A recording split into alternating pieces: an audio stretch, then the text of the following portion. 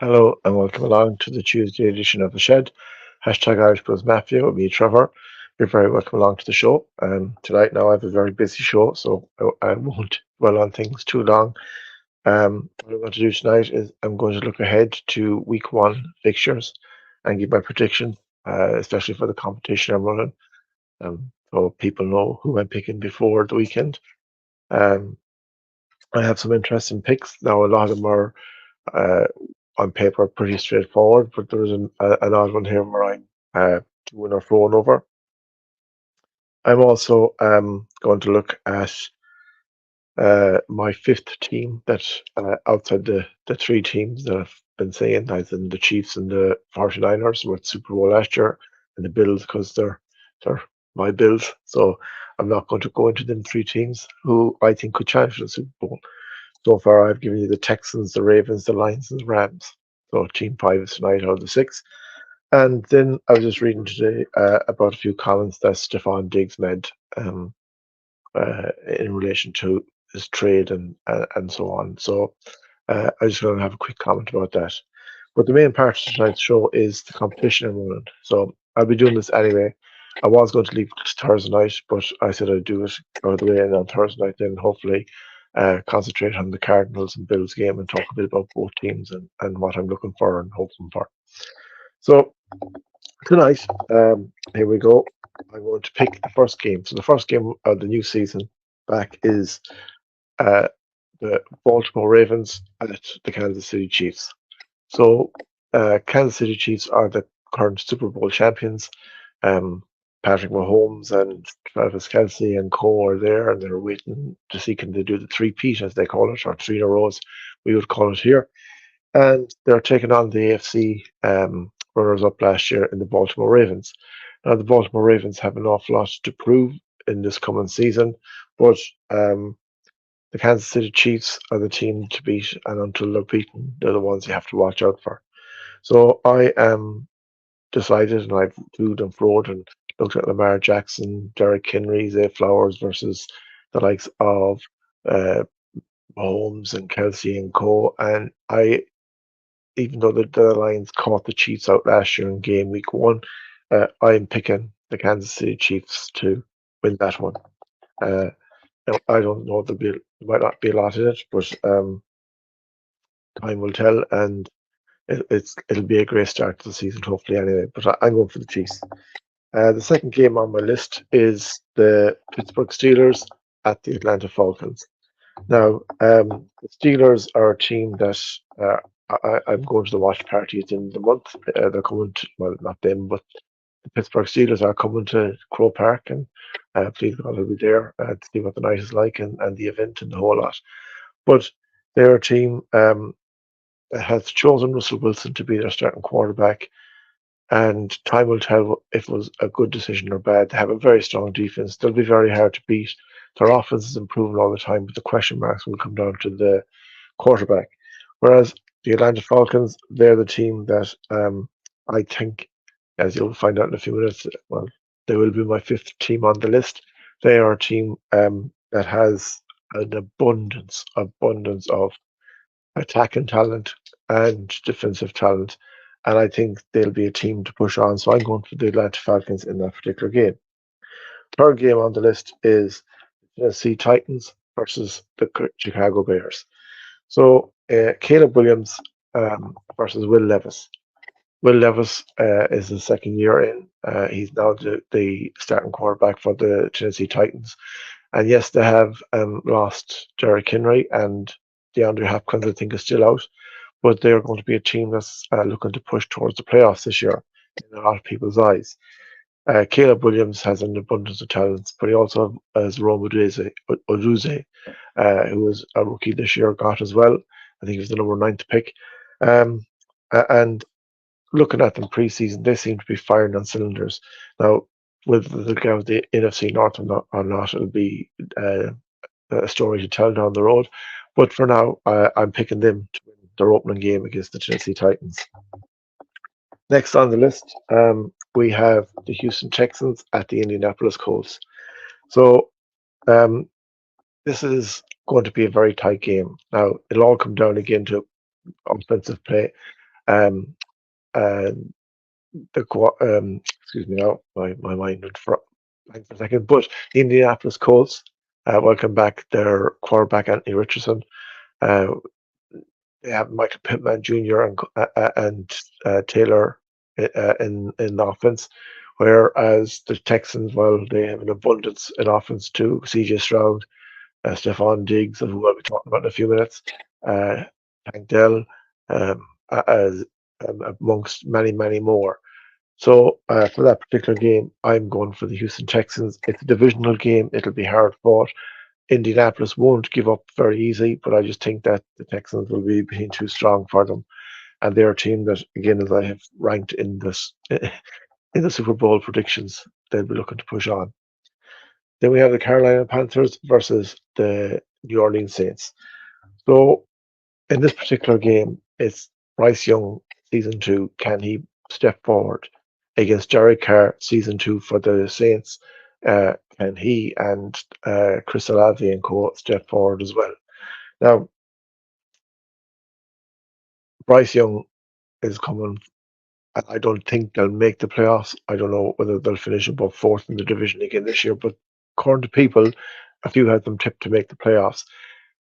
They will have to make a statement early in the season if they are to. Now, I also know there's severe pressure on the New Orleans Saints, especially with them hosting the Super Bowl, and they'll want to try and get there. Now, who knows? Time will tell. Like the Tampa Bay Buccaneers did a few years ago under Tom Brady. But whether Derek Carr is the quarterback to lead them there, I don't know. But in this particular game, I am going to go for the New Orleans Saints. Now, the next few games are the ones where I am very torn between. So it is the Los Angeles Raiders versus the Las Vegas Raiders against the Los Angeles Chargers. So this is where I'm torn. Justin Herbert, I'm not sure if he's going to play. If he is going to play, how fit he is. I've seen Easton Stick play backup quarterback last year for them. I don't know if he's the guy or if they have anyone else. I'll be honest, I'm not particularly up on the Los Angeles Chargers. Other than it's Jim Harbaugh's first game back in the NFL, and I think he'll get the best out of his team. I think he'll bring bring a team that's been the sort of there or thereabouts, should be pushing on, but not to. We are now challenging, especially in the AFC West to start with. The Los Angeles Raiders, well, um, they have probably one of the best defensive players in the league in Max Crosby. They have the Devontae Adams, wide receiver. Now they lost Josh Jacobs to the Green Bay Packers, but they are a team that will be looking to try and upset and try and improve, especially their head coach's his first full season, Anthony Pierce's first full season, I should say. Um, and Gardner Minshew is their starting quarterback, and I think he's a solid quarterback. I think he's better than Aidan O'Connell. So I think there's a chance. Now, for me, it comes down to which offensive clicks. And because of the home team now, because it's Jim Harbaugh's first game, and my gut is telling me differently, but my head is telling me go with the Los Angeles Chargers. Well, that's where I'm going to go. So we'll let the head rule this one. Again, next game up is the Dallas Cowboys at the Cleveland Browns. So Dak Prescott hasn't, as of now, signed a new contract. Still negotiations or whatever else is going on. CDLM just has, but hasn't had a lot of preseason. It's been a bit of a mess there in Dallas all year, and Jerry Lewis or is Jerry Jones, sorry, is causing all the issues behind the scenes and being the man and up the whole lot. So then you go to the Cleveland Browns. Now, I'm not going to mention the quarterback because I have no time for him, but we don't know if he's going to be fit or not. But there's awful pressure on Kevin Stefanski because he's he has put his money into this quarterback who's had 2 years of nothing. Don't know whether we're going to get anything this year. He has a team built around where he's a load of weapons. offensively and defensively. But if you don't have a quarterback that can play, then who knows? But in this particular instance, I'm going to go for the Cleveland Browns over the Dallas Cowboys because whether I've missed it or not, but there's been a lot less talk about the Cleveland Browns for the wrong reasons in the offseason than there has been about the Dallas Cowboys. So time will tell. Another game, a playoff game from last year that has me head scratched, but it's the Los Angeles Rams versus the Detroit Lions. I can go and give you reasons for both teams winning this game, but I have to pick one. So the Rams were bet fair and square in Detroit in the playoffs a few months ago. And I know it's a new season and a new team, but the Detroit Lions look pretty strong again this year, as do the Los Angeles Rams. Puka Nakua, Matthew Stafford, and Co. will be going in there looking to cause an upset or get their first W. A lot of people are tipping them to win the NFC West, but you still have to beat the 49ers. I know will anyone finish ahead of them. The time will tell. And the Detroit Lions are looking to push one game further, and like they left it behind them against the 49ers this year, last season. So again, it'll be interesting to see will they be able to do this. But in this particular game, I'm sticking with home field advantage, and I'm going for the Detroit Lions and Dan Campbell. I think Jared Goff, Amon-Ra St. Brown, and so on will just have enough. But hopefully, it'll be as exciting as the game was in the playoff last year. Now, we go to our first Friday night game, which is in Brazil. Again, another one that had me head scratching which way to go, but it's the Green Bay Packers versus the Philadelphia Eagles. Now, this is in Brazil, so there's no home field advantage. So again, it's just a toss of a coin. I was watching ESPN earlier today, and they had four guys on who would they pick. Two win for the Packers, two win for the Eagles. Both give good reasons why. Jalen Hurts and Nick Sirianni for me is how they'll click is the thing for the Eagles season. If they click and fix things that were wrong last year, then the Eagles could have a good season. But if they don't, then they could be facing what they had at the end of last season, which was a mess. And in this particular game, Jordan Love, I'm picking you, boy, to get the W because I think the Green Bay Packers will be the team to push the Detroit Lions in the NFC North. And Jordan Love shown last year that him and his Green Bay Packers offensively and defensively can challenge with the big boys. And they've also got Josh Jacobs now from the Raiders. Now we come to the big game for me at the weekend anyway. So it's the Arizona Cardinals at the Buffalo Bills. So I'll discuss this game more on Thursday night, hopefully, where I think that the Cardinals, I'll discuss their weapons and what dangers to bring to the Buffalo Bills. But for me as a Buffalo fan, this Cardinals team was, and I know it's a new year and new teams and so on, but I don't think they've improved enough from last year or rubbish last year. They did try, they did keep in games, they did fight, but they weren't strong enough. Do I trust their quarterback in Kyler Murray? I don't want him to bite me in the backside of the weekend, but like I don't. As a Cardinals fan, I would have liked one of the other quarterbacks that were in the draft this year if I had a choice to pick and got a chance to pick. But I know they went for the wide receiver and they got him. Uh, but you know, I don't know. They put their money in Kyler Murray, so they have to give him this season and see how it goes, and hopefully he stays fit. But I'm picking the Bills. It's a game we have to get a good start in. We have a very tough schedule, and our roster has to push on and take every game as a go. I'm not looking down, season. Are we going to beat X, Y, and Z until that game comes and we see who we have? But we have a full fit squad. Um, there's guys there that want to prove themselves. There's guys there that want to win a Super Bowl. We have a new set of wide receivers. Well, two of them. We have Curtis Samuels and Keon Coleman. Kahil Shakir is there. There are three for me that if they click and Josh can find them, they're as good as anybody. We also have Marcus Valdez-Scantling, who has two Super Bowls, and whether I want him to be there or not, I doesn't matter. But he caught them in the big game, so if he can do that, then he can do it for us. So time will tell. Um, Again, I'll talk about this game more, but on tonight's show, because I'm busy and I don't want to be on all night talking, I'm for the Buffalo Bills.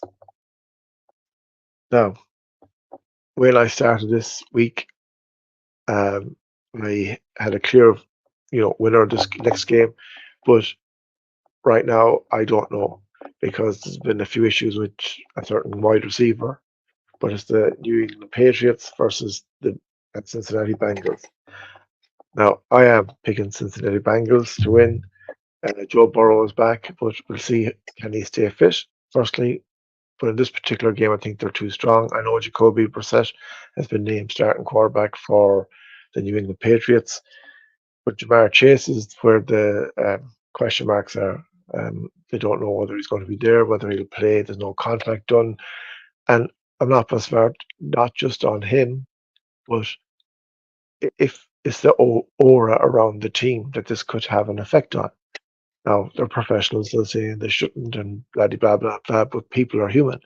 And if someone's in bad form and you're a good mate with him and he's not, you think he's not been treated right, well, it might knock you down 5 or 10%. And this is where the New England Patriots might be able to step up 5 or 10% and go, we have a chance.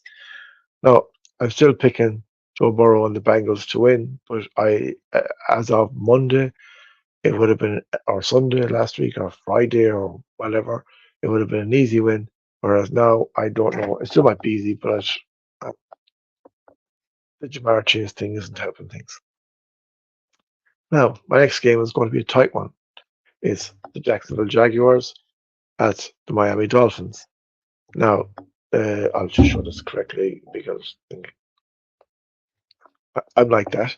Um, Now, this is Trevor Lawrence versus Tua Tagovailoa. Um, it's going to be a tough game. It's Florida Derby, if you want to call it. They're both down in that part of the world, even though they're in different divisions. But I'm going for the Dolphins in this one. Um, I They're at home. If they always start well in the season. If they're going to challenge us in the AFC East and going to push us on to see can they take our crown, well, this is a game they have to win. Now, I don't see there being a lot in it, but I still see the Miami Dolphins getting the W for week one. Another game now where I think there's pressure on a head coach, but is the Minnesota Vikings at the New York Giants. Now, if JJ McCarthy was fit, I might have a different call on this game. But Sam Darnold is yet to prove himself to me in the NFL, and even though he has a lot of weapons like Justin Jefferson and co, I just think that the New York Giants will take this one because Brian Dable is under severe pressure. Make no qualms about it. Um, they have a quarterback who you don't know whether you can trust or not, whether he'll stay fit or not.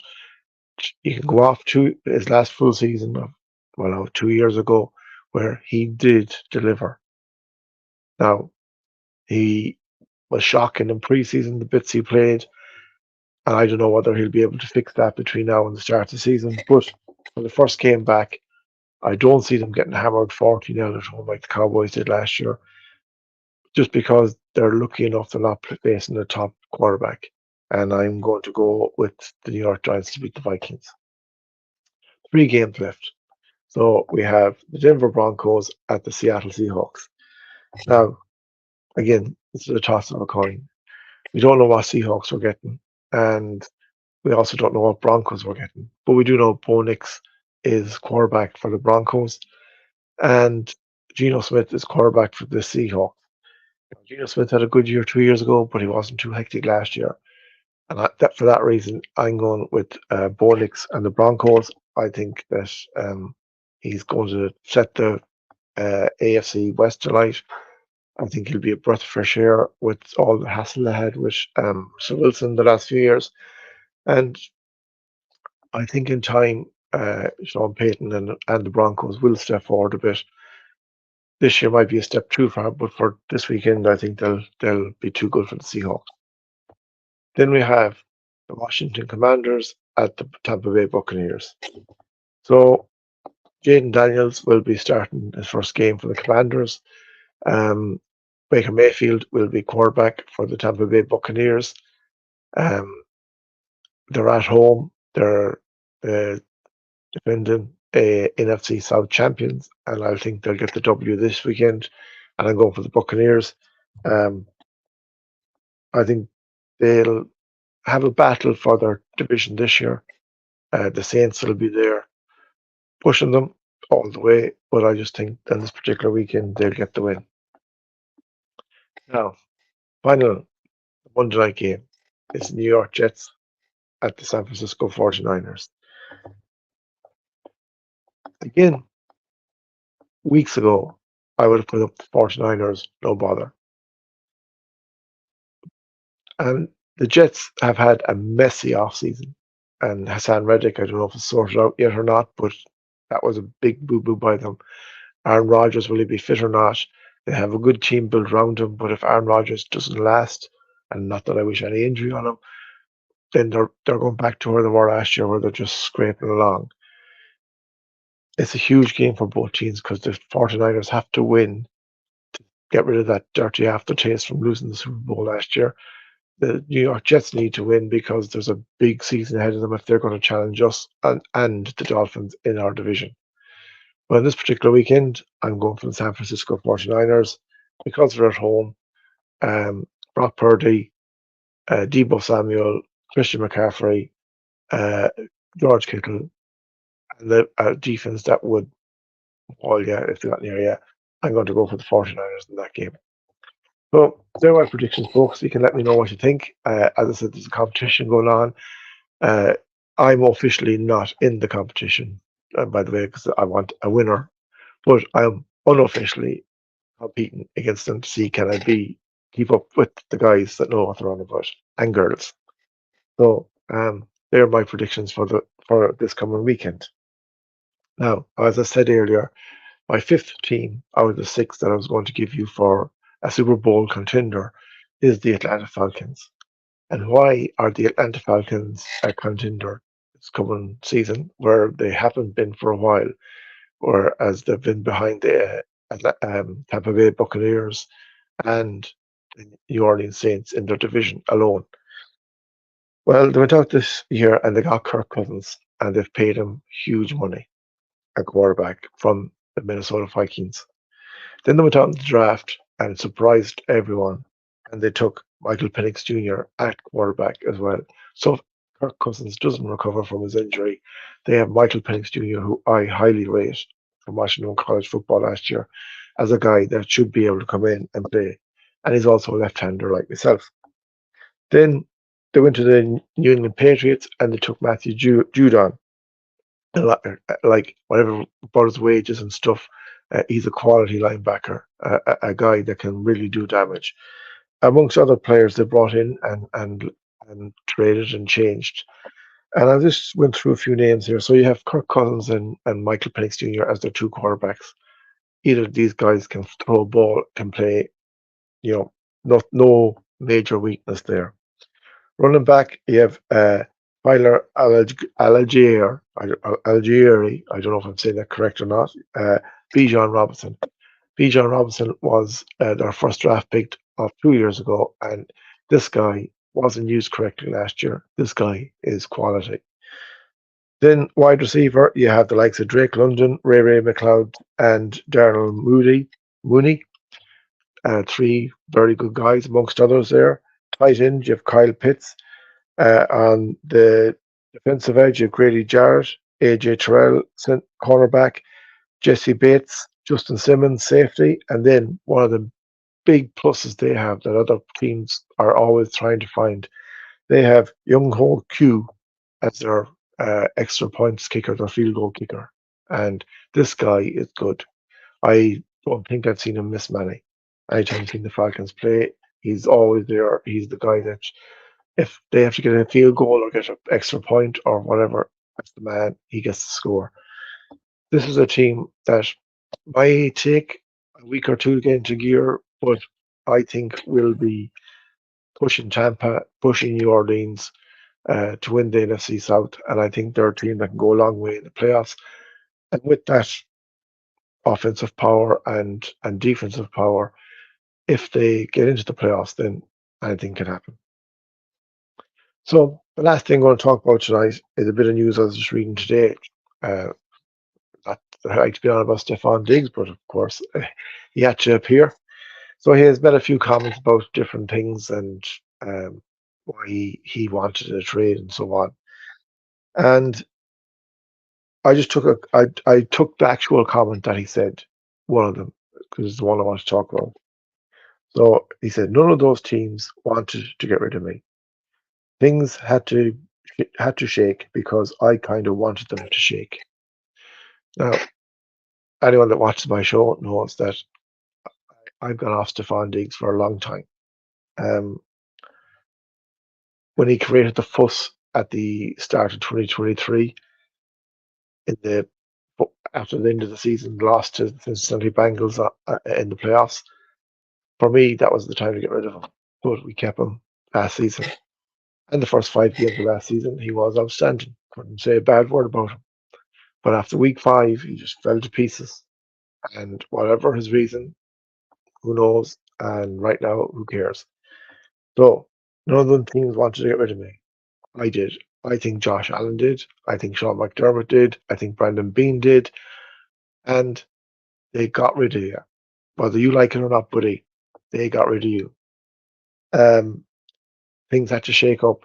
Now he has also said that he, when he's backed into a corner, he'll prove himself and he'll quieten all the naysayers. And I've said this. Whatever his brother didn't have things last year when at the Cowboys, when he's telling them, go to the Cowboys, get out of the Bills, you'll win nothing there, blah blah blah blah blah. This is all stuff that they know. They're like when he was putting this out, his brother had a conversation with him. He had to. He wasn't just putting this out for the crack. He will ball his best this year at the Houston Texans, whether it's successful or not, only time will tell, because he wants to get to Dallas. And at the end of the season, whether the Texans win the Super Bowl or don't win the Super Bowl or whatever happens to them, he is free to get his mega contract and get, if he wants to get to the Dallas Cowboys, get to the Dallas Cowboys where he can be with his brother. And for me, that's the picture from day one. Whether I'm right or wrong, time will tell. But I haven't been wrong so far about him. And he might make some great plays. And if we struggle at a time and we wish we had him back. No, he was bad in the dressing room. He was toxic, and I'm glad he's gone. I wish him well, but I'm glad he's gone. And on that note, that is my video for this evening. So on Thursday night, please God, I'll talk about the Cardinals and Bills game more. Might go into depth a bit more. I'd also give my sixth team that I have as dark horses. And if you have any comments you want to leave, all my information is going across the bottom there. I'm now on Facebook. So you have Instagram and Facebook at the Irish Bills Mafia. YouTube is at the Irish Bills Mafia. And X is Bills_Irish. And there you can contact me.